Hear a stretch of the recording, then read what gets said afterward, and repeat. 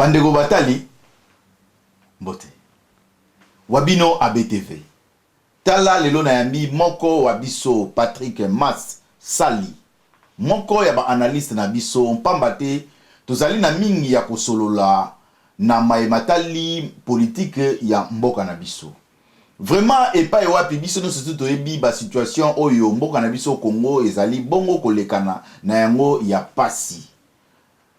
Pe na kotalisa na biso ete lelo tozali vraiment na ba sujet ebele oyo tokosolola. Moko na ba sujet toko développer yango na ndeko na biso Patrick Masali. Kasi mpona kozwa maloba mingi te tika ete na yamba nanu ndeko na biso mpe topesa mbote na biso nyonso bandeko ndenge tozali kolanda boye na kati ya etando na biso ya ABTV. Ndeko na biso topesi mbote pe toyambi yo malamu na kati ya etando ike na biso na mokolo lelo. Mbote mingi ndeko abe, en tout cas mbote mingi talaka yo grand journaliste. Merci. Yango moni fallait to monana pona kolobela mbote pe belé na bana Birmingham et puis bana Angleterre et puis mbote na ba congolais na ba congolaises. Bisika nyoso bazali. En tout cas ndeko na biso nazasi biso no tout ebi situation oyo tozali boye kolekana yango kati toko banda liboso na situation ya tata mokonzi ya mboka ekolo Congo na kombo ya Félix Tshilombo. Ndengete ayaki o kati wa biso awa na kati ya Europe na mpoto ne tomesana kobenga toko solola yango pe to solola na ndenge akendaki pe suko kutana na ndeko na biso par na ibite so ezaki pe na accident bakutana kina ndeko Denis Mukwege mpe tokolobela likambo ya mbongo ewiti kobunga bongo mbongo na biso ba Congolais ewiti bongo kobunga o mboka na biso. Mpe lisusu ndeko na biso Mike Mukebai azali bongo na kati ya bolondo ya makala na yango tokosolola mpe basije basusu oyo ekoya mpe tokosolola na yango. Alors ndeko na biso na ebite toyambaki ndeko Félix awa na kati ya poto likambo ya kokamwa bayambaki na aéroport militaire mpamba te bandeko balobi ezali significatif ke koyamba moto na kati ya aéroport ya bongo elakisaka makambo mosusu mpe lisusu tokosolola nini esalaki ete ndeko na biso moko ya ministre ya défense ayate na kati ya mayangani wana balobi il paraîtrait que bapegisaki ye na Kabila nde tomeka mpe koyeba visite ya ndeko na biso Félix awa na kati ya Belgique esika bayambaki ye pona yo o zui yango ndenge. Bon, merci pour la maloba. En tout cas, visite ya président Félix na Belgique, ezaki visite moko ponanga. C'était d'abord une invitation officielle. Ezaki façon moko oyo ils ont encore reconnu. Aux hommes on a place na la présidence et puis bah maki vraiment le bonheur tout tapis rouge ezaki roulé pour naé, déroulé pour naé et puis akutana na ba mikonzinyo so ya Belgique akutana na bango. Donc c'était vraiment une visite officielle au pays ba maki na bonheur na aéroport militaire. Ça montre considération et puis aspect à sécurité donc tout ça ezalaki. Alors objectif il y a visite ou ezali. Donc objectif na mo ezali principal ezali plus pour encore renouer na ba relation au ya Belgique na Congo na ba aspect na ngonyoso. Pour ça ba relation oyo et comme déjà malili ezalaki très refroidi na période ya Kabila. Kabila bebana na ba Belge et pourtant ba Belge on a kapeni mutu ba tchaka ina pouvoir maintenant ba yako bebana donc ba relation na vraiment là et kufaki ya moni na cadre ya kozong ça na ba relation bilatérale entre les deux pays ya moni président Félix andima ko na Belgique. OK, kasi koyamba na aéroport militaire na éviter pas maté bandeko ba définir ngo na ndenge moko vraiment ya malamu te. Non, ndemo malamu te ndeni bayambi c'est plus de sécurité, plus de considération. Aux hommes on a aéroport militaire c'est pas mutu so ba même na aéroport militaire. Aéroport militaire eza bisika oyo eza ba zone okuta ba zone belé ba webiso bakanga photo te basala ka boete ba simba ka boete. Donc bato ba yamba kule eza bato yo considération eza makasi et puis balingi pe sécurité za makasi donc c'est comme ça eza ne lokomote ya kokiti sa visite na quoi en terme ya aéroport place bayambaki. Alors mais par rapport ya biso mena e ba diaspora pambate to mona ki ete bandeko babambaki e bamaki pe total pe na ba image pende la kisi bona ebité place wana yo okoloba ndenge ni parce que bandeko bazali content na ye donc c'est-à-dire que pour na ebisa yo ezali ete aussi longtemps bazomona kazo ko travailler na batu oyo yo ba bebisaki mboka na biso bato ba bomaki bandeko na biso alors vraiment bandeko na biso na diaspora baza vraiment na esengote yango na moni ba agisaki na ebité ba gisima wana pona yo moni onde. Bon, au moins, il y a la démocratie, liberté d'opinion ezali, façon à cause la makambe. Donc, bah, viens à partager. Tout le monde qui fout les aguipes makasi, au batbayama qui mutaoni en wazalité. Mais les babis à côté, yanga mon non, tu es vraiment dans la réalité, dans la fact. C'est-à-dire que fou la makasi zalaki au bayamba qui Félix. Mais zalaki pe na ba Congolais oyo ba manifesta qui mécontentement na bango ba l'accès ba pesa qui opinion na bango et lobake ba lingi Félix c'était donc ils ont groupe pe ba Congolais oyo ba manifester qui mais surtout tali ba to ba yambaki à vrai dire match ya gité ba zaki belé makasi mais oyo pe ba manifester qui ils ont droit na bango ya ko donc voice ko bimis opinion na bango que non to lingi Félix c'était mais problème ezaka ya façon ya ko manifester ozomona puisque et là on est sur na limite il y a l'égalité où il faut ça les là donc ça dit ils étaient libres à manifester pacifiquement paisiblement pour sa manifestation na bango ko laksake to lingi Félix te tout comme peut ba o peut ba yago yamba ba ça qui belé bon peut ba laksake ba lingi Félix. Bon, alors maintenant quand c'est moni absence il y a ministre na biso il y a défense pas mbaté zaki na maye sengela qui ba signer donc ba signer qui en moté pas mbaté ministre na zalaki te il paraîtrait que mutu a pekisa ki zali bongo Joseph Kabila na évité pour na bon au moins il faut que tu la visite tu d'une manière d'abord globale hein quand là est-ce que objectif a que là qui na visite tu est-ce que accomplir ya au moins que akutana ki na ba mi continuer sur la Belgique et ils l'ont réussi avec pompe ils l'ont réussi avec tous les honneurs. Tout le monde a commencé à écouter na ministre des Affaires étrangères, commencé à écouter na premier ministre, commencé à écouter na le roi. Donc c'est à dire que bah y a bien un honneur ni on s'écouter na homme d'affaires. Donc c'est à dire qu'écouter na donc cahier des charges na à exécuter qui a mon ndenge sengeli. Mais ba raison zali oyo moni ba signer ki ba protocole d'accord te na ba aspect oyo ba touchaki.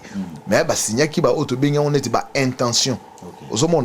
Donc ils ont un mémorandum d'intention ba signé ba biloko ndengwana et puis au moins ba tune ba zolo ba ke ono Kabila pekisaki bon ça vraiment ils a ba biloko moko c'est trop facile hein il y a ba kumoko facile ya ko pesa pour otala bato ba olo ba biloko wana c'est plus bato ba lingi Félixité mais c'est le but tout ça l'analyse mon objectif tout le monde a que le gouvernement belge est un gouvernement démissionnaire et que le gouvernement démissionnaire moyen est signé et engagé État belge na ba corps ezali à long terme ba oko sala ngote bien que ba exception ezali na loi na bango ba exception ezali o ezolo ba kenon bien que ça gouvernement démissionnaire moko pe ba oyi aussi Mbappé ba biloko eza à long terme mais na kasiko o ya sikoyo et là qui c'était que bah ça il y a une exception wana puisque sur l'andi interview o ba pesa qui président Félix au monde a loba qui na question on a répondu que c'est juste Sébastien mémorandum de quoi d'intention c'est juste puisque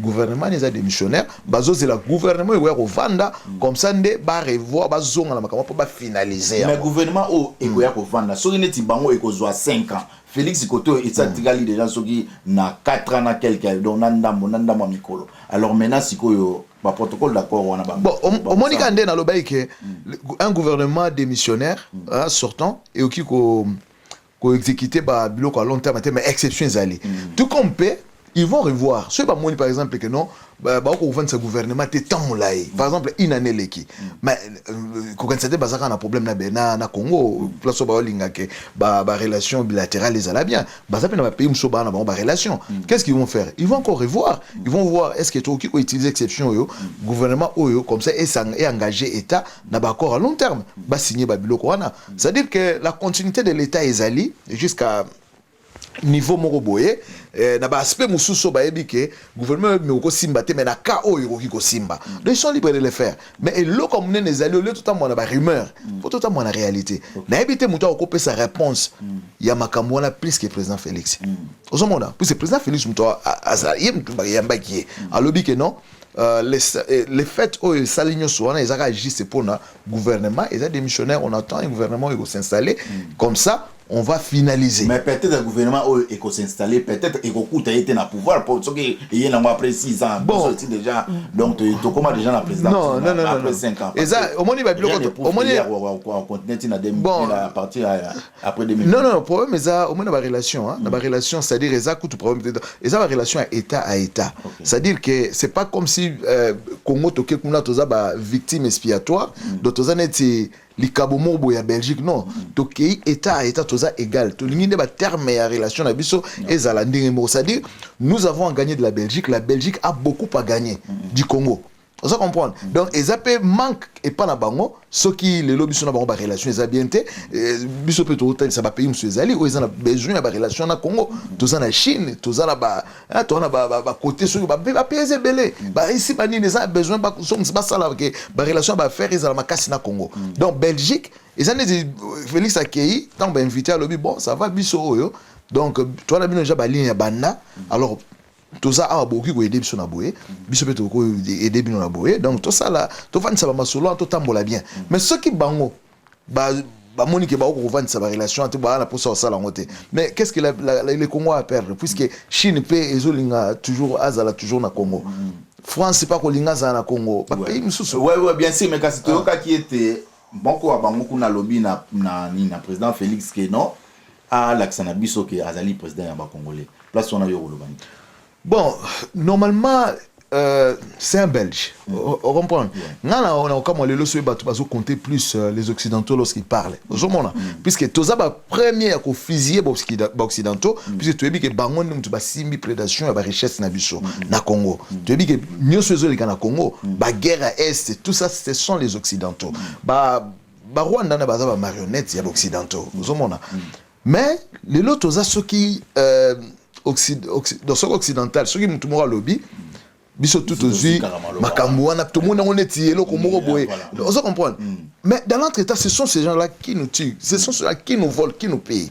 Bon Félix Anelo ko prouver t'es pas naé mais ceux qui na comprendre la côté na contexte ya lobby là qui et ça je na contexte ba linga Félix donc azala muto yo azozo ba décision oyo ezana interférence c'était au monde pour tu es bien na minute yo Félix a un pouvoir pouvoir total tout à franc c'est-à-dire à la pouvoir puisque toi la régime semi présidentiel donc toi la régime présidentiel donc c'est-à-dire que semi donc c'est-à-dire que donc c'est-à-dire semi ndambu siko tant to yebi que toi na régime semi présidentiel mais pourquoi toza ko bunda ndemo lobby ndambu papa Patrick to sembola lingala malamu na français to sembola pour bandeko ba comprendre ozali analyste na biso pamba te tozo yamba yo pour bandeko ba bazo comprendre semi lingo loba ni ndambu na lingala ndeto lobaka et likambo ezali ndambu donc c'est-à-dire eza mobimbate puisque ce qu'on t'a côté à pouvoir exécutif ezali indépendant donc exécutif donc bato yo bato ka décision donc ça non tout le bateau que bateau bazwa ka bateau ba ko appliquer programme ya gouvernement osomona donc c'est à dire président aza visionnaire a copé cette impulsion hein apesi ba grande ligne que na mandat nanga na lingi mboko yo to memango place to koma na place na domaine to sala bona domaine to sala to sala boy mais batu ba ko matérialiser vision wana ezali exécutif le gouvernement donc c'est pour cela ba lobby la ministre ana ko kendete ya défense ko kendete wana sangisi o loba na to expliquer peuple semi présidentiel parce que au moins ça to bi base wana au moins ba discussion msusu donc to sala on pa na maele ozomona ba bilo msusu to zo lingana ti to beta Félix Makofi to beta était pour to bi que non il essaye ceci mais c'est réalité zaboé ozomona donc semi-présidentiel c'est-à-dire exécutif et ça indépendant par rapport mais il y a un moment baye aussi la coalition pourquoi pour na ko éviter parce que bakene na cohabitation de ngenza la bango ba sali programme na bango selon bango or vision président zabo donc vision président ko za les angambo yo oya bango programme ezangambo ozomona il y a un moment ba sali coalition o eza animé donc président coalition wana ezali le président de la République Donc en fait, tout autorité morale ya coalition. Coalition. Donc c'est-à-dire que donc yo na oya yo ngapi na ya nga tosangisi. OK, donc c'est-à-dire que donc tu sais que na ko loba boy. Bango pe ba ko loba boy. Soki e balanité ba luka ba bongisa po e balana. Donc c'est-à-dire pour le balana. Aux a raison mais pour mes alliés, il faut voir toujours que le président a toujours un pouvoir discrétionnaire puisqu'il est le garant du bon fonctionnement des institutions de la République. C'est-à-dire que makambo bango ba ko loba ke bango ba lobi boy, il fait ça makambo yo fait ça toujours na intérêt peuple. Donc boki ko ya te ndenge bino bona pouvoir ngape nana oya nga bino oya bino boye nango makambo eza contre peuple. Non non non, étant les garants du bon fonctionnement des institutions à côté les mélango.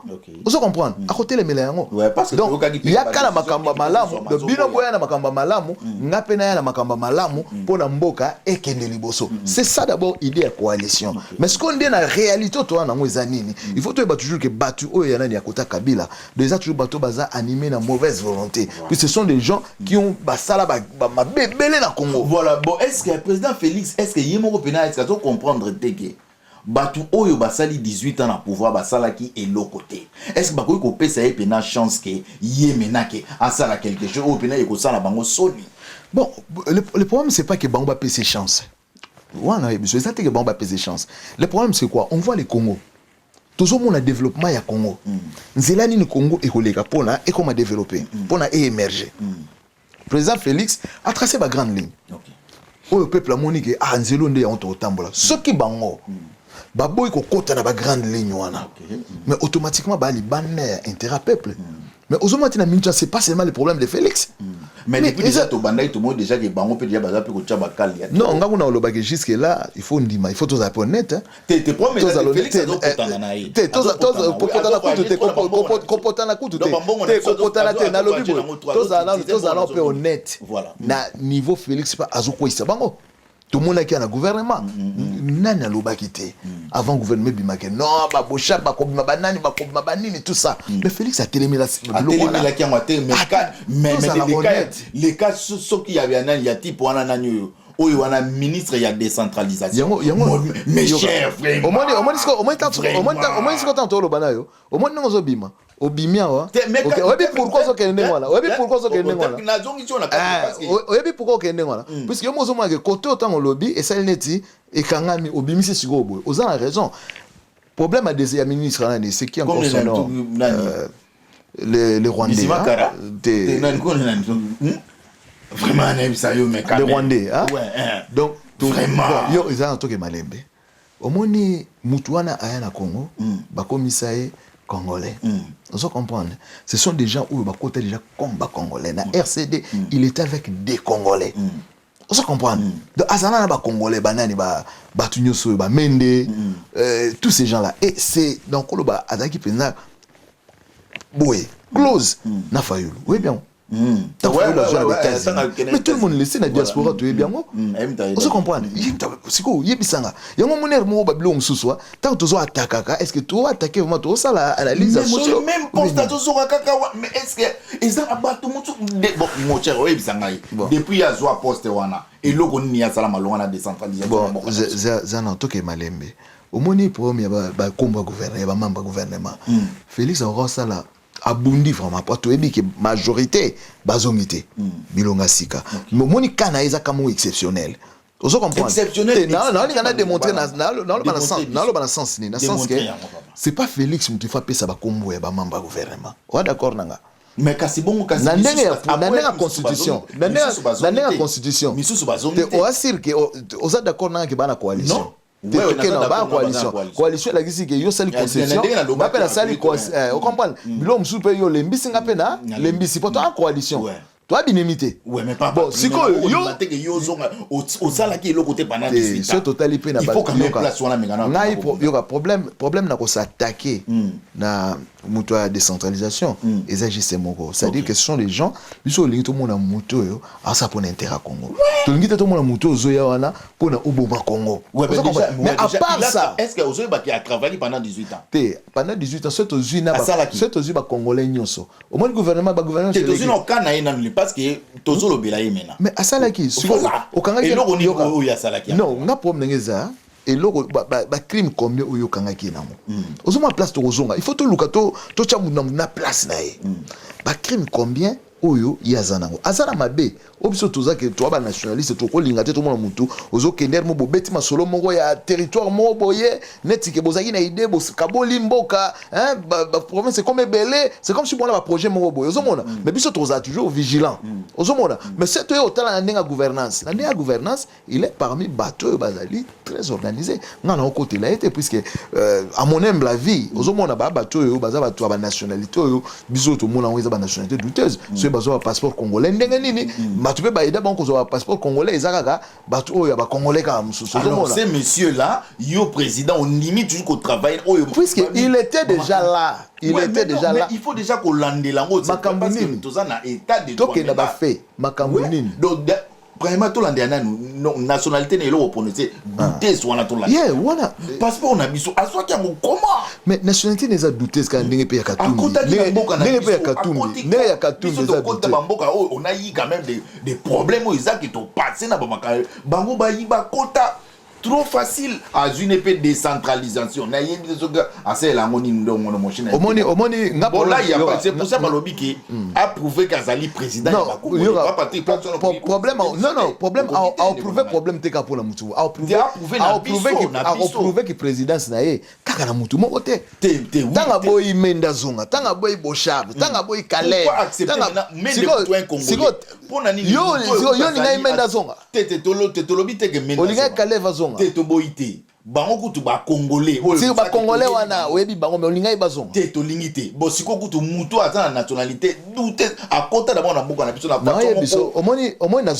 na zone suna boye Félix akuti ba fait oh déjà evanda OK on se comprendre Félix te mutu apesa Joana nationalité congolaise voilà on se comprendre ba kuti est congolais à ça la kana institution ça fait déjà combien 18 ans plus même on se comprend donc ça c'est pas Félix mais sikoyo il faut deal na makambu tango ba ça la gouvernement sikoyo tango ba ça gouvernement il faut y passer la concession puisque bazana coalition ça c'est ça la réalité donc au moins on ça ba to lo ba na réalité comment yo robo ya batu na nyoso on se comprend tous on a logique voilà ngana to la coalition ngana to la coalition siko yo batu na nyoso do batu na nyoso kaka batu na nyoso mais zela tango ça remaniement changer yo batu na nyoso kaka zela tango ça la mabe changer mais batu na nyoso kana kopesa yo robo ya bango mais non coalition ndeni wana mais non pesanga bato asika est-ce que yo yebike pesanga alobaki bien bato oyo bazali na mamni ma main propre alobaki mais ye mena esiko oyo d'à côté ya gestion mena ye sale o chango wapi baza bato ba osala ba crime bazo bomba trace zate au moins net makambo tozolo balelo makamba ya balkanisation ya nini décentralisation au moins décentralisation ça 26 provinces baza na ba projet na bango caché mais na ndenge ya logique boye c'est pas mamba projet caché na ndenge logique ça que payer ça munene to décentraliser pour ne permettre développement ya chaque entité comme ça au le développement ya mboka mobimba donc na ba méthode on se comprend décentralisation ça fait partie décentralisation décentralisation ça engage toute la République et ça quand il y a juste ministre oya kozwa programme au gouvernement décidé il y a vendu ouais, mais c'est pas seulement son problème à lui il y en a ni Félix donc na tchango na cadre ya ba concession ozomona oyo na encourager te mais na omona position ya zanango na mona ke lomsa ko sala te mais tout ce qu'il a na ba Congo cette fois-ci non yoka tout ce qu'il a à faire ozomona ezasiko bunde tozaboye donc ce qui mutu do to linga état de droit c'est tout monde mabe kasi to dénoncer yango et puis justice yoka non et puis ne zana to ki ko memate makambo kaka nyoso ke oh no boy na boy non toza na ba institution où ils a chargé ya kolanda makamba et puis peuple fois à lever yango mona biso onga nazo opposanga nani totele misande peuple a lever pour na ba intérêt na ye place où ça ne va pas peuple a la en mesure ya kozala na pouvoir ozomona ya ko telema pe ya ko faire changer décision problème ezalité vraiment merci beaucoup et tozali toujours ko évoluer donc de konabiso au lobby voyage na ye a ezaki réussite mobimba en tout cas c'était une réussite une réussite, même en termes de popularité. Au moins, avant, il y a résistant, combattant, il y a marque belé, il pas besoin de toi, combattant, mais non, genre combat, combattant, nini. Ndé, au Kansani, que Félix na diaspora, l'aime ça, on a battu. Mais, dans la démonstration, ça, la maki, au moins, il est belé. Donc, ça dit, il est populaire. Mais ils appellent un bateau, c'est aussi leur droit et liberté. En tout cas, vraiment, ezali vraiment c'est mon cas. Si kasina sima to mona qui était on a biso ko kende boye na mboka États-Unis. Kuna akutana ki peli susu na baye basusu na ebité na États-Unis et l'oni pe na ngina ikotsana. Bon, les États-Unis ils ont un cadre des Nations Unies. Donc biloko anyo seza malamu puisque Congo fait ça là et le président doit être là et tant azo koma kuna webi place nyo so ba mikonzi bakutanaka. Donc ils profitent encore pour créer les sous donc network la relation banini tout ça ko solo souper ba masolo sous mais en plus au moni na ndenga Félix ils a plus peso ba au moins tant to benga masolo légitimité nini ye eza ko bakise la légitimité na au moins libanda à celle ba voyage belé c'était aussi pour na ko vendre sa légitimité na surtout na libanda ozomona donc il pour na vendre ça donc il y a un moins voyage en salari mais au moins ko zo même na voyage à Belgique oui président to ça l'interview mo et il faut la interprétation où ils ont payé ça mon biloko interview biso tout au lundi mais aux mon to payé interprétation na donc mutu musa longola kutu makambo Félix Alobaki alongola contexte nango a payé interprétation na aux mona donc il y a un moment place où il faut même bino ba journaliste il faut vous aller très prudent tant on a ko sala ba commentaire ou bien ba nini luka osunga plus mboka que au salané tout ça pour défendre quand moko boye soit quand Félix soit quand Fayulu soit quand Mbanda non luka vraiment ça là oh ils a pour intérêt à mboka ozomona pour ça makambo belé lo bamaki omoni tant même temps lo ba makambo ya donc ngai na ko fouiner na passété ozomona donc batu ba interpréter or au sentir que président lo ba tant batu na ki est-ce que batu kolandela batu ba ça ba crime ba nini tout ça il y a lo ba que non séparation du pouvoir. Donc, l'institution où ils ont habilité, il y a que ça là, donc, tout qui na pouvoir judiciaire. Mais ngai, na rozo musala on a été, il y a aucun de fouiner. C'est normal. Comment président a pas de sous que nous le infraction. On se comprend. Entre-temps, pouvoir judiciaire ils ont là. So il y a bandu que nous le infraction. Abandu ko sala ba règlement de compte na batu. Mais biso atel muso to c'est un dictateur. Est-ce que vous avez se rappelé Kabila le père, Laurent Désiré Kabila tant à Yakana Congo. Mais moi je te dis, les bandilons là à ça ba règlement de compte ozomona oye barazo ba mouvance nyonso ye moka zo penza ba tcha ba ona makala pe moka ya ko solana bango boye ba so na ba kamita to banani ba bemba saolona yo zongisa mbonga Congo yo sala boye tu comprends c'était en termes ezaki bien ba règlement de compte que ba mouvance ba yiba ba mbongo boye mais en termes ya ye mon la libana abimana était dictateur mo boye et puis biso mo zo to ya ko condamner que c'était un dictateur. Malgré Azamutoa se sacrifier pour le Congo, mais Atika va cacher, on a battu sur le monde oh non, Azaïka dictateur. Il y a un seul autre poussé, Neti Félix, et Neti Batba Tindika à la faute. Ndenga la zomona.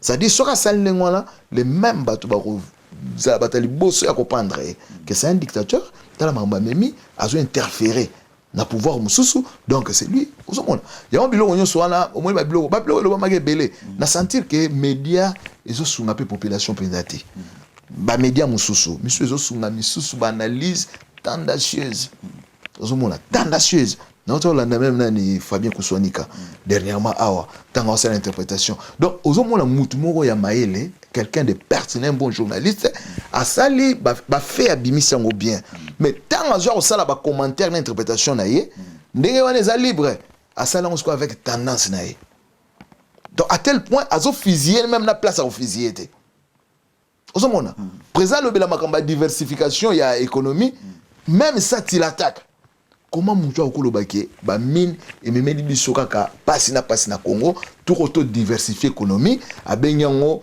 vengeance ya sol contre les sous-sols mais tout ça quoi attaquer oh te mais ndenga loba ni c'est que la kisi ke ba mine atike lango étranger mon frère comment atike olongo le na contexte na or il parlait de la diversification en termes que économie na biso et vanda ki na kota ba mamba mine ozomona or ba mine wana eza convoité na batali banda et puis mine wana et même biso le côté banda tous indépendance tika to diversifier économie total la sikono mabele agriculture to tcha industrie à transformation ozomona siko baatake yango omate to comment attaquer n'importe quoi. Merci beaucoup de Konabiso. Vraiment, de Konasi, aux analystes, Nabiso, le lot, en tout cas, ça va peiner ce mot, pena, tout ça, pena, alors que pena, qui toko, mais de Konabiso, ce qu'on a tout na qui au motuna, a été Belgique, a comment na États-Unis, na tout na qui bon pambate, mpo été, ni Kambo, ils allaient de ça là-bas na Congo passi, au moni illégitimité wana. Que tango ba pesa qui est pouvoir, que yo gagné. Mikini surtout à Baébike, mais dont le monsieur n'a pas gagné les élections. Yomo peut y baki ya moto solo na yope awa. Mais Azawana, Nenge et Sengi la Zarawana. Alors comment ba pays responsable, loko la Belgique, loko la États-Unis et surtout Nations Unies wana, ezali ba institution, ba koki koyamba moto oyo, problème ya légitimité ezali. Comment va koyamba mutu ya ndenge wana bazo pesa ba certains honneurs. Bon, yango omoni merci vraiment la question hein. Voilà. Yango zo la gisa niveau na biso ya ko comprendre capacité na biso à comprendre les politiques. Omoni soki nde o mituni wana. C'est que comprendre siko niveau na bango ya kotela mamba politique. Ozomona. Donc c'est à dire une élection qui a été mal organisée. Une élection truquée d'avance. Na ba machine oyo ezalaka prévité. Ozomona na loi il y a élection mais ba yoko kotisa ngo nanko pour na tricherie mais bat bandimi ba kende élection to pekisa ka élection non to pekisa ka ba opposer ba kende élection te ba yoka biso ba yoka te zela non to kenda malembe mais ba ka élection tant bondimi ko kende na biloko déjà dès le départ ezali mabe eza faussé. Est-ce que le résultat est bien obima? Résultat est mal obima. Est-ce que Moutoumou a compété le résultat na tolo? Voilà, Moutoumou a compété. Que ça soit Fayoulou, que ça soit Félix. Voilà, yango wana yemo pe bati wana. Toke malembe. Que ça soit nabi bien, que ça soit Fayoulou, que ça soit Félix. Moutoumou a compété la tolo. Moutoumou a compété la tolo. Puisque déjà base ezalaki mabe. Ndenge base ezalaki mabe. Donc Moutoumou a compété la tolo te. Siko ne bazui batie Moutoumou boye. Pas. Vous comprendre? Biso sikoyo mais tout le partir à partir wana tout le siko tout le total intérêt na biso eza à partir wana au lieu que to banda kolanda bandoki à partir wana puisque mutu mo a raison te vous comprenez siko faut la kolanda bandoki est-ce que y a ça raison tant biso to pekisa quelle élection biso to ina tort diaspora tant to boya quelle élection to ina tort faut la raison vous comprenez et puis tel historique na ngonyoso o ba mindele ba bazobate ba yebike na Genève makambo nzo leka na Genève biso nde to incapable ya ko interpréter makambo leka na Genève c'est pas les blancs ba mindele ba ngonde ba yebi makambo nyoso ba yebi coopération sur salamaki ba yebi comment est-ce que l'histoire de Genève a été organisée ba yebi na pesa ki mbongo comment est-ce que le coup a été monté ba yebi yango moni contenu ya nyoso wana na ba tricherie na ba makambo nyoso ezaki nango fauché na avance ba yebike ça ne sert à rien to diaboliser oyo to zwa to comme ça oyo ange ozomona donc c'est mieux à partir ya oyo à s'éprouver à s'affirmer et puis biso tambisa masolo puisque ba otala ba intérêt na bango ozomona mindele batalaka ba intérêt na bango merci kasi mais biso ba congolais yoka biso ba congolais biso za biso bata ba kan na biso toza batu ya ba kan ngasi na kumisaka Félix donc Félix ça sala ba sala la moi za na réseau za la tort ngai na ko défendre kaka Félix ngasi na kumisaka Fayulu aza na raison aza na tort ata na za na mayele na ko défendre kaka Fayulu c'est ça le problème ya congolais congolais ta la kate intérêt nanu ya mboka ya l'état ata la rangote intérêt que mboka zo kende wapi ndeni toza développer na minute Fayulu yona zo continuer makambo ya nani ya vérité des urnes mais ata yo mo vraiment est-ce que ils ont la place na minute et la place cité puisque les congolais doivent vivre les congolais bazo souffrir il faut ba mona lumière batu bazala il faut batanga il faut pas qu'il ne soit capable de soins de santé il faut pas capable donc capable il faut pas ni sala siko to vanda kaka na bitumba mongo to ebike et ko aboutir te donc mboke vanda ngona et fonctionner te to lukaka vérité désir o to kozwate o to ebike o zwela moi posa même la prévité donc c'est à dire qu'il y a victoire na donc ce que oui c'est ce que ba fayoliste donc biso tout donc to landaka donc to pesa kama bongo na donc quand Félix to pesa kama to landa intérêt ya mboka totindika mboka ekende liboso donc Fayulu zelana non Fayulu za 2023 Fayulu zelana non toi c'est la 2023 to luka to cha ba base solide comme ça na 2023 ezala te que non to ke na ba donner moko biaisé puisque wana to ke na ba donner biaisé nga na ko comprendre te loko ba donner eza biaisé boye bisanga résultat ebimi kuna mutu mo alinga betela ngotolo abe to so miko sa ou bien to maele na biso ça le souvenir wana ngi to ba likambo ya nini ya pouvoir ngi bazana coalition kasi ba corner inanga kasi ba zonga les autres non problème ezani ne problème ezani yango moni opposition yango moni baloba ke bato basa l'opposition républicaine ce mutu lobo ça na yoka ke ngai vérité des urnes au moins te ke oza akata masolo te wa distrait otiki bato bazwa lisusu bavandisa ba machination na bango pona ba esu ko réussir na 2023 mais soko s'impliquer on a capacité parce que le peuple avec toi aussi on a capacité ya ko tcha de sorte que bon makambo eza nzela donc en fait Martin Fayulu pe atolanda donc ozana idée moko bien magasimo bien au pesa na place wana donc au leke akone na vérité des urnes na côté bon elo ni akoyi ko sala malonga bon na 2023 quand même a meka ko s'en sortir et là on ça les alliés au moni plan oyo abimisaki oyo salaki bien que baninga na eba signaki te ezaki nango ya yemoko meka ko kotisa pona basala lisusu pona ba réforme banini ba pesa ye domaine wana asenga mo eloko mo esane tike gouvernement de la union nationale et puis ba pesa ye ba réforme vous comprenez donc et c'est ce que eloko oyo il faut lukasko stratégie musa sala donc aluka s'impliquer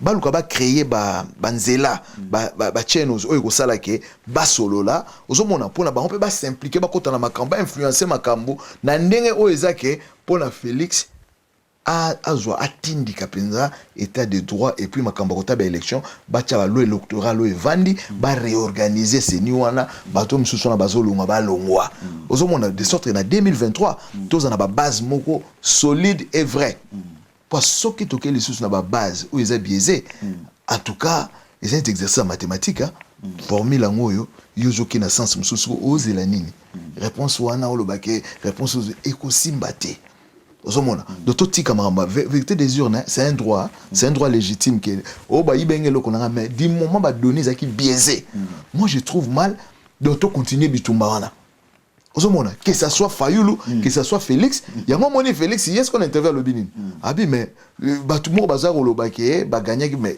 qui prouve qu'ils ont gagné les élections. Mais non, mais oui.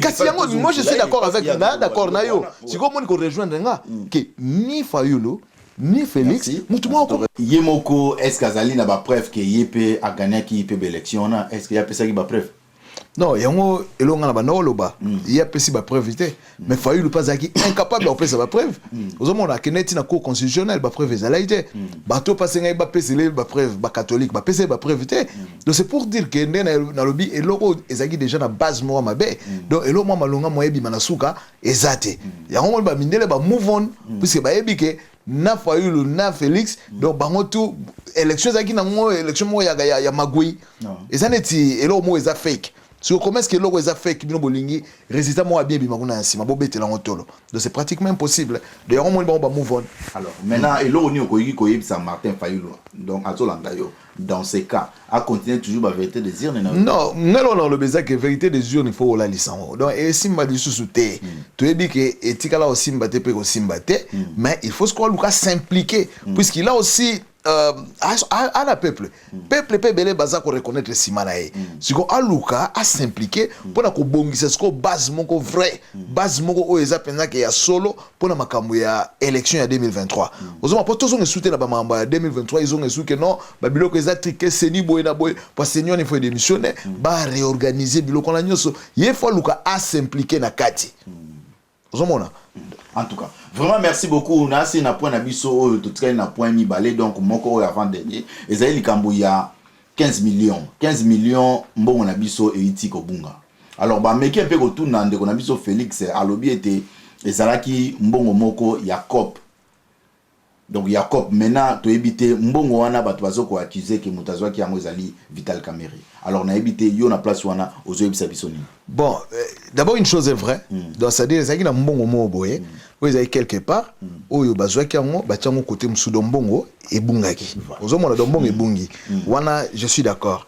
Mais je suis aussi d'accord le président de la République on va expliquer l'interview on attend expliquer que eza cop et pas na biso et comment est cop puisque yango ba bengi rétro commission donc rétro commission eza donc c'est-à-dire ngana yo yo donc yo zali donc mais quand un peu ko expliquer vraiment bande au malin plateau yo ka parce que président Félix Alobaki rétro commission donc ndenge ye Alobaki mais quand ko expliquer biso na to comprendre rétro commission li ko lobani donc rétro commission est simple ezaka ke papa be yoza média ngana kei compagnie mo za besoin et a autre publicité pana yo mais ngas ko na intermédiaire donc ngam tu naza na bango masolo ba bisinga te to na besoin ya publicité sur les gars ngala bi ko malembe to sembola malembe to lobela pena kombo ya ba compagnie oyo isengela ki ya kotika ezaki compagnie ndenge pena kuna makambelekani ezalaki ndenge donc c'est dit toi na ba pétrolier compagnie ya donc toi na l'état toi na pétrolier voilà donc ngande pétrolier l'état za kuna l'état voilà donc l'état sikoyo il faut foutre ba pétrolier 100 millions OK ozomona donc ezenti ba pétrolier ba seule facture na bango une fois ça mais à combien 100 millions l'état paye qu'il faut foutre combien 100 millions voilà l'état peut débloquer combien 100 millions voilà mais si quoi ils ont bateau bazan na katia OK o bazan neti intermédiaire une commission o ba est-ce qu'on va négocier na ba pétrolier que non mon édition de faciliter ba masolo ba nini tout ça alors Congo foot donc il faut tout voir pourcentage donc donc solo là donc il faut libérer il faut tous indicateurs voilà pour au moins na terme pena d'être benga ngona Congo na kin donc ça dit que faut avoir indicateur na coopération on faut avoir indicateur na to yokani pe bien combien 15% qui fait 15 millions donc l'état fouti 100 millions bah on va fouti 15 millions pas ya bato bazana 4 jours comme intermédiaire bon en tout cas donc normalement bon pour nani kasi bango ba peto bandimi ka 15 millions et donc bandimi 15 millions là pourquoi vous foutez bango bandimi puisque ça système oyo ezali bambola bazana kata ba coopération donc c'est à dire que ceux balobi ba fouiller bien et banda ba okuta kutuke de ko banda kutu wana ezalaka nango ndengwana des années et des années des régimes et des régimes donc ezaba coopération ça la c'est à dire l'état tanga ofuta bango ba négocier na bato wana que non biso to faciliter mais to zwa indicateur bazu basali to ko benga même rétrocession mais ndenge za eloko moko bato basa na kati mbongo ezonga mbamona l'état te donc ezaneti babenga rétro commission kutu pe mbongo mususu pe ezape kozanga soki pe totali yango malaba ndeko nasi bozola mbongo moko ezozanga eza mbongo nini biso tu toyebi déjà toza bana kini toyebi ne kopo wana ne esalema tango ya coopérer nanga koto yo kuna epeso akenda su ko coopérer ke tala moni donc ngana selo ko na bato wana atanga ibongo atanga na oliate donc mbongo moko susu ezaki bino bobete donc bobenda susu kuna na omoni mbongo zoloba mbongo na kuteza mbongo musule mso omoni ka ba pétrolier oyo omoni ta ba ndoko tsa invoice na bango donc c'est à dire na kati wa déjà bazana bato ba yoka na bango awa c'est à dire nombre ya ba pétrolier wana omona lemso susu ezaki 10 pétrolier ba tsali pena liste lemso ya 100 pétrolier voilà donc il faut donc coopération na Congo ndenge zalaka donc tozo mona ka 15 millions to mona ka 15 millions mais nzoka ba mbongo mususu ya na kati wana même na 85 millions wana ezo kende pas pétrolier parti munene ele mso kende pas batimoko baza fictif ba compagnie moko monter de toutes pièces ozo comprendre na 85 millions o ba pétrolier ba ozo wana ba yebi banzela wana do yango moni tant Félix alobi que bon justice azui makambo asala mais justice on ya kati justice au moins alors liboso kuna procureur nani alobi nini oh non bato balobele sous makambo wana te biso zu déjà dossier bani bato balobela te nini les gens vont toujours parler sur ça et ça mbongo o eza bana Congo mais pourquoi balobi ne pas bayebi ba ramification nango bayebi que de part et d'autre donc ezana maguyo ezana ne belé que ça soit côté ya ba pétrolier à part coûte 15 millions bateau ya rétro commission mais kuna déjà ba maguyo ezebele na bato à côté ya gouvernement bana mboka likambo ezana ngwana biso tozomona ka 15 millions mais mbongo wana et puis zana chité na dossier wana et puis Félix a dit clair a expliqué on ndenge to yebi ezalaka cop mais alobi que je condamne et puis ezali mentalité ngana za ko s'attaquer nango et puis to bosana te au moins rétro commission wana na ndenga cop tout le monde a un normal pas tout comme ça cop normal mais na code pénal ezali infraction. OK. O ezana ba peine nango. Ozomona. Donc eza je crois dans l'article 146 il y a code pénal la biso eza infraction o ezana ba peine nango. Mais biso ne to comme ça cop normal. Donc ba rétro commission wana et bimane te lo moko normal. Or il fallait zalane titolo bata rétrocession mo boezo ngara pendant l'état mais tellement ezali commission bato bazozwa donc côté ba oki notika mbongo ba coopérer na bato bazozwa o ba sala une voice. Donc au moins pour l'état là non économie difficile. Si vous tolandi yango ko pangai banda na moti e ko bana na tanga obutu ti e koti na kabila e bimi na mwana e yeti lelo mais oui ke bambongo ebele do ya mboka na miso yimki donc to sali ba mais Congo to il faut faire développer mboka na miso. Mais pourquoi ki mutema mabe ya ah mais je naza content nous ngolo bien ngo problème à Congo yango to tika rapé ko bambaka ngo bato mususu. Problème à Congo d'abord c'est aussi les Congolais. Biso mo na mentalité na biso. Nous sommes des premiers voleurs. Il y a Mboka. Il faut profiter de 80 millions. Il y a habitants. Au moins, le groupe Moroboye. Basi Bayibi. Mentalité, toi, donc, Tozana Bolingo, Mboka, Te Bolingo, Oya Batu, Moussouté, Congolais, Moussouté. Il y a un moment, le problème, Mboka. Il y a un moment, le budget Mboka, on a un budget à 4 milliards, 5 milliards. Mais Mbongo, Ezobima, la corruption. Ezobima, la COP. Donc, au moins, les alliés, 15 milliards, 20 milliards. Mais mbongo budget ya mboka 4 milliards 5 milliards. Balobi so ministre ya finance nenga zawana arokima azana kata kopwana dadi donc to yebi masolo nenge salem nenge tamula maka. Toza ba kinwa to yebi masolo nenge zalaka. Donc ministre na kati wana ayebi ne masolo wana. Ah mais ministre économie. So yo conseiller ya ministère économique mais azana kati. Yem to yaki na coopération n'est pas ya caméra. Papa Kamere bango ba esika ti régime asika non mais ye bango ba o bango moko côté là ba sala ga yango yenda yeke ono a fait comprendre tala masolo ningeza ba nini tout ça on comprend ye mtu yaki nango mais bango pe ba yaki nango ti ba yaki nango ba yaki nango za ki piège c'est que muto yo pe a révéler bango c'est que alia ki bien te yango koko donc tala to envisager makambo tout to vivre ka izali mutu wana tellement liaki bien te bon moi na maison ko yinde ko yinda so bonga na ko yindisa oto ko banenge ndenge basona kana ba o ba bimisa keza bato ba ki satisfait mais attention plan wana ezaki pe na couleur mo politique au moins mutu yaki na coopération n'est pas ya caméra ya zaki na intention ne mususu des kumo ko monter ezali kende ba ki na plan na bon mususu ya weba ko diviser Félix na caméra wana ezaki makampe ou côté FCC. Donc yo kende bimisa banko pour tant ba okota après c'est ça la boy mais ma besi wezanini na période de toi nango peuple a commis éveillé batuto a commis ko dénoncer et puis au sala ke batu belé tellement chaîne eza na kata coopération wana ba moko de ezo eliana bato ba ba provoquer kiango et puis Félix ça comprenait kiango parce que donc atimba vite ça comprenait ki yango moni sikoyo boya ko démontrer que eza détournement oyo caméra sali. Pour y avoir qui go inaka caméra il faut bien la justice. Beaucoup attaquer justice ya Kabila. Ngana lobika comme justice institution pouvoir judiciaire.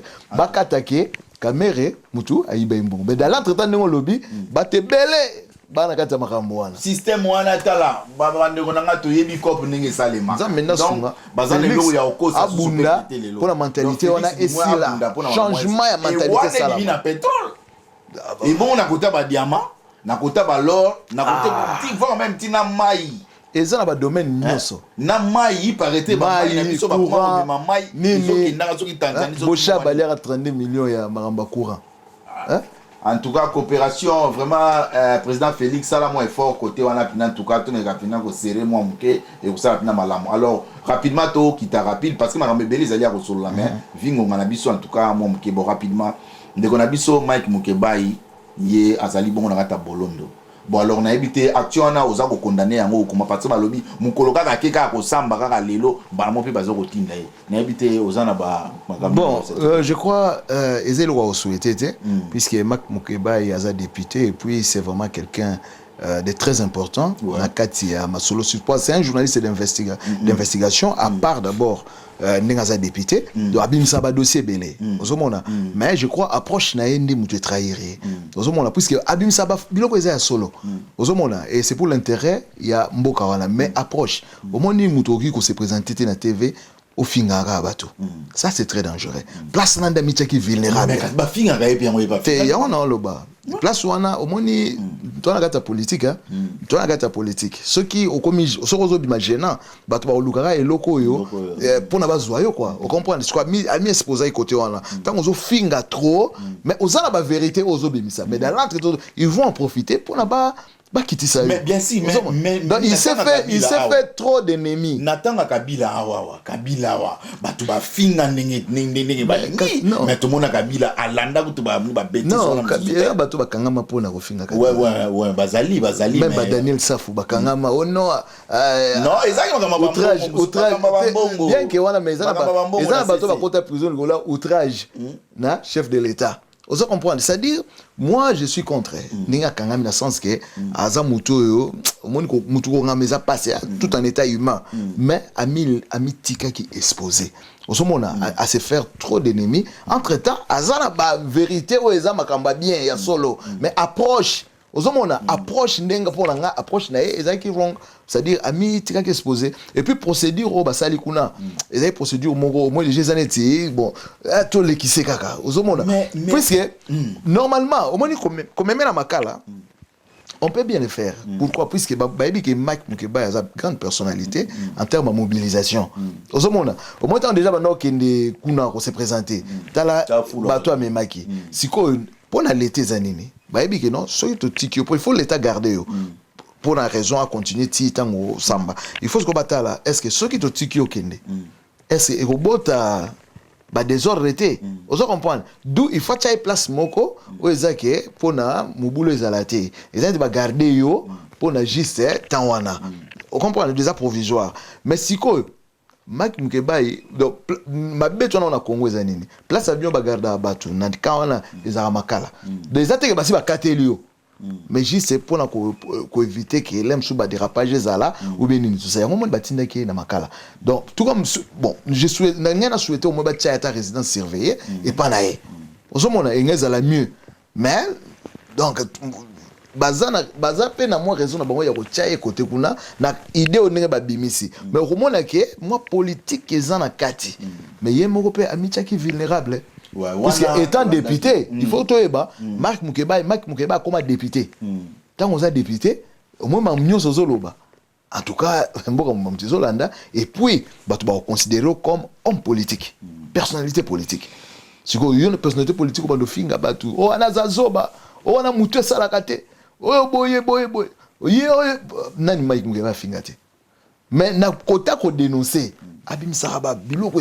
Merci beaucoup. En tout cas, kasi elo romo pe bato vraiment ba remarquer makasi balobi ete bande kona biso ya IDPS bango vraiment ba lingi kutute bato bazala contre Félix ba lingi donc mutu soka lobi boye pona bango na tango Kabila to yebi ke IDPS ba finga ka pe Kabila ba finga ka Muze ba finga ka Mobutu mais comme na tour oyo pourquoi ba lingi ko ndimate ke ba finga Tshisekedi. Non, Félix, pardon. Bon, on a on peut-être bazaba fanatique, mais tout cause fanatique té. Au moment là, il faut tous abattre, tout ça analyse les objectifs, les constructifs. C'est-à-dire que place et singil ba critiquer Félix, il faut pas critiquer. Au moment là, puisque Moussala n'a pas facilité, surtout dans l'environnement où c'est très difficile. Aux hommes, il y a un moment même Batu Moussousou, comme sur la mission Batu Moussousou, au bazar la tendance. Donc, la commission neti émission comme un tribunal. Tribunal, on a Moutou Bassam Bisseza, Bango ba juge. Vous comprenez? Ou bien ton rôle va dit, faut que on dit, on va bien un punch bag. On est à boxe. Donc, ça va canagner sur la frustration, bah il a chef, tu as un bête à ma coffee. Donc, tu sens ça. Au moins, il se trouve bloc on a mawana mwezanini. Donc, au moins, que ça soit à côté à IDPS, bateau baza ba to ba fanatique. En tout cas, ils peuvent ça bien parce que la démocratie c'est ngi bato na bato ba pesa opinion na bango. Et puis place critique ezali, il faut critiquer ça là pour l'amélioration ça là. Mais ce peut toquer sur la ngambo mususu, au coup ta bato benza au lobby mais finalement. Donc, malamu ezala raté. Donc, il y a une mission bando banda ko sala ezalaka mabe. Au moins, il y a une place au zomo la bato monsieur Maele, mo bazo koma puisque so lundi Fabien Koussouanika, c'est un grand journaliste, c'est très intelligent. Mais au moins il mo penso sentir que oh mais Moutasala analyse les biens, elle m'a commis règlement des comptes. Avant bête ma copie. Avant qu'on attaquer bateau nyoso, ba critique raye, o ba komaka, ba nini o senti muto arrogance yé et comme besoin orgueil, on se comprend. Donc et le ngolé mbala moko na muto biso toyebi un intellectuel ou assez élite na niveau moboye, mais akiti na débat ka niveau ya robunda na bateau ba critique qui. Oya ozwaneti Kerwin. Kerwin a lundi à ça l'analyse n'est bien marambutu bien. Mais Hermo Yogaga. IDPS on a parti à Bandoki. Bon, si quoi yebi sanga, papa be, tozala sincère. IDPS c'est zakana baluba. IDPS c'est zakana baluba. Si quoi batunyo so ba baluba te, o ba na IDPS. Ba ozo sko Kerwin ndeni. O ba bande ko mona ke Kerwin c'est un homme intelligent. Ba ozo ndeni tanga bimisaka ndeni wala. Tika batu na ngai, ba osala. Te ngala tozala ba sentiment te. Ngala au moins na lobby na bi ke na bi ce sont des gens très intelligents et pertinents. Na ba analyse na bango. Moment mo boye. Et comme nous avons règlement des comptes. À ça, l'analyse n'est bien, mais c'est pas fact. Au lieu de venir le dire, ah non, c'est gars, en tout cas. Mais nous sommes un problème. Comme à niveau, il dépasse par ça, le problème, c'est que les gens qui sont les bandits, tellement que légitimité, légitime, Moutouma a tout la légitimité. Le problème, c'est où ce qui, c'est ce qu'on démontre, qui est la base. La base, il y a élection, ils allaient qui bien. Non, ils allaient solide. Mais ce qu'ils allaient qui biaisé.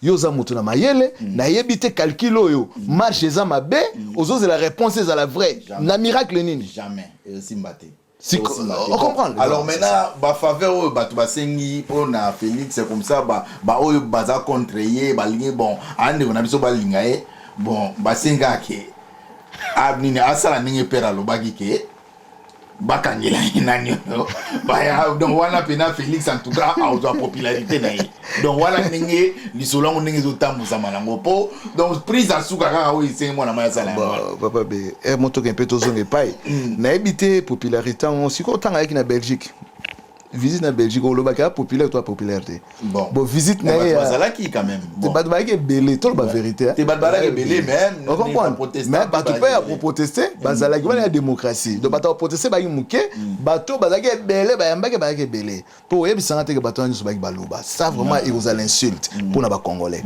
na États-Unis tanga kende to aliboso bato ba yamba ki bazala ki muke to ba ke belé na salle bato ndaka o ba ke belé donc ça veut dire que Kolobagio aza da popularité te pas légitimité to que nous na popularité et aux à la fois on mona mutumo encore bête la popularité te Ernest Martin Fayulu a populaire toi popularité a populaire si ko you ngai fona que no bunda na que non Martin Fayulu a popularité non a populaire la peuple azoyo que la épée on mona mais et lo que c'est important bisonyo surtout conjuguer be fort peuple total licenze là o ezaki azana power ya ko telemela batu nyonso ba olinga ko bebisa o ezali bolamu na ye elo ndi foto sala ngwana mais ce ezaka to continuer ka ke Pakistan Taliban na bate qu'est-ce qu'on va gagner de tout ça Bamwembe Kroko Bachoko ngala zali Kroko ana mona izute azali mais yeba on dans samai na peso mota trop isiko zali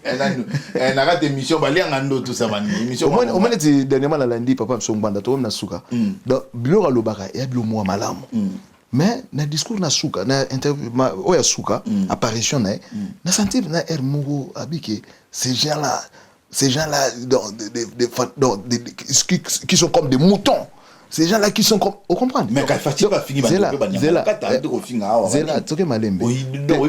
Toke na malembe. Kasi toke na moro. Si tant to beta ma kofi koto, to lo bape koto. Mon frère, yo zali mukonzi. Mais au bando finga batu nde mwana na télé.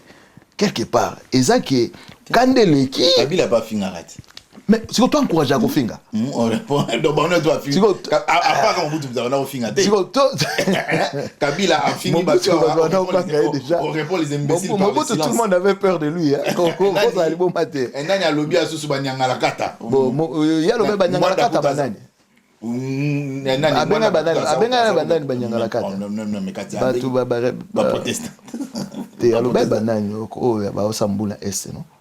banani alobaki en temps baloba masolo ya FARDC o babomaki chef ba rebelle ozo comprendre nde ayako bimisa c'est-à-dire bato bazoboma bato na est Kabila bomi bato afini yete bon yoka abomi ni batumbaki bato awa na kata nini kutu likampe kutu ya journée kutu ngo isa kutu ke ba célébrer ngo mais tout pe kutu tant kutu tepe ya koloba ngo non journée en tout cas faut pas revoir ngo ba institutionnaliser ngo eza bato bakoyaki pour la démocratie makile tangaki c'était un prix à payer tobosana ngo te eza prix où il faut tamaki na makila ya bato ya bana Congo donc il faut journée za toujours commémorer ozomona donc il faut pas revoir batala biloko on a pe ba constitutionnaliser en tout cas vraiment masolo les amis kasi tokati pona monga na biso vraiment ndeko merci tokobengisa ndeko na biso Patrick Masali na mikolo oyo susu ezali ko ya mpo ete to solo la bongo na ba dossier oyo ezami ya mboka na biso ndeko rapidement dans quelques secondes au tel caméra au petit banani bote bat banana ko na bible que Freddy Muchipai atalio déjà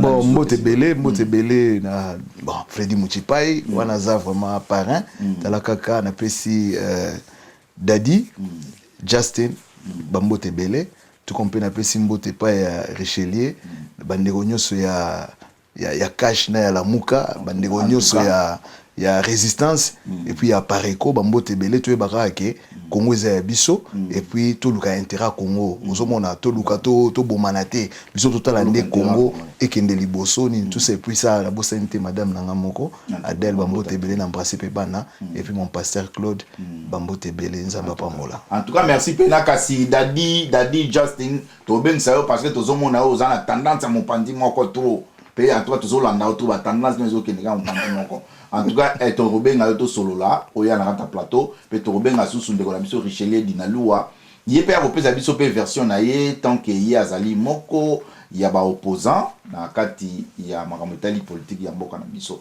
vraiment merci beaucoup nga pe na pesi bino mbote botika bongo na kimia to robenga ndeko na biso na mbalasima merci bongo ndeko na biso bye bye bye bye merci